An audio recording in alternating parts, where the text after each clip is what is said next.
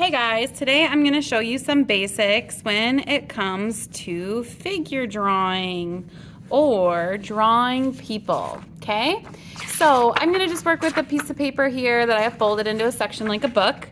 Today, this is going to be our warm-up on page 1. So when you're warming up today, we're going to be using circles and ovals. And you do not want to draw tight like this. This is tight and slow. That is not what I want to see. I want you to draw loose and fast. And I'm trying to draw with my whole arm. So my whole hand is moving, not just like my fingers or my wrist.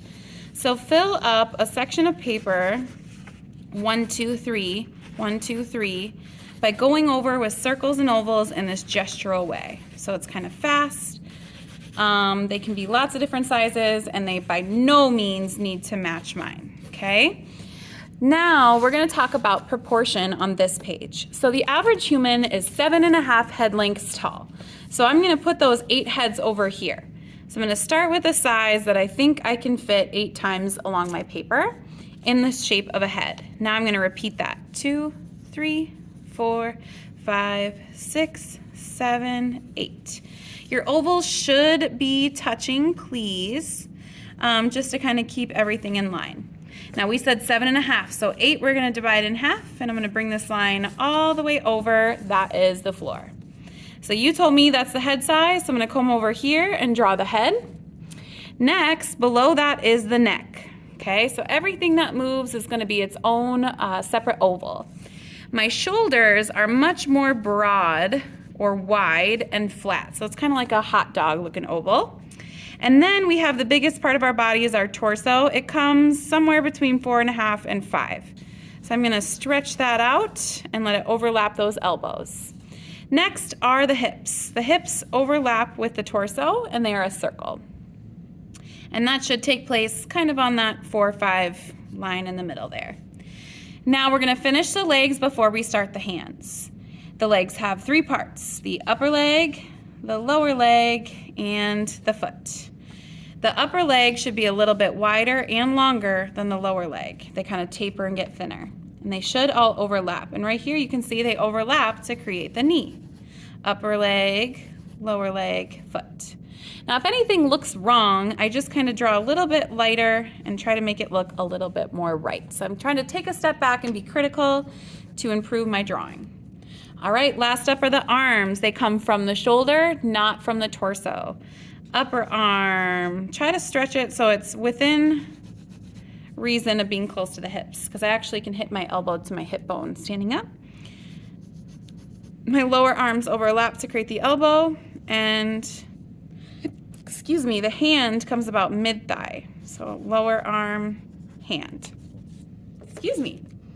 Now I can take a look. I think this head should be a little bit bigger. Okay, so that's the basic proportion and what I call blocking in your drawing.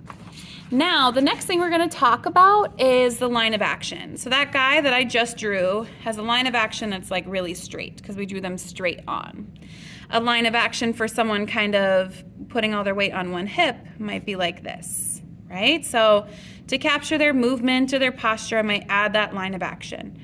It's really light, and it's just a guide. You can see I kind of went a lot on those shoulders because I noticed they need to be wider and wider. Okay, then the torso and the hips. And now this person's kind of standing at the side. So let's see if they're kind of standing over that way.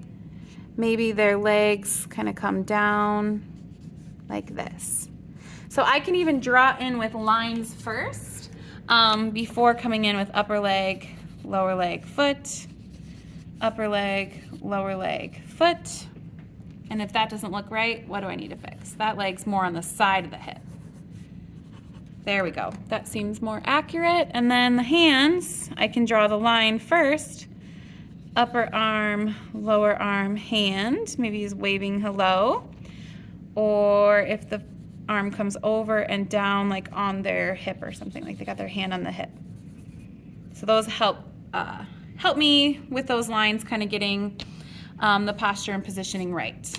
And then I can kind of gently push this drawing to the back And then I can start to add like details on the person to make it look like who it really is.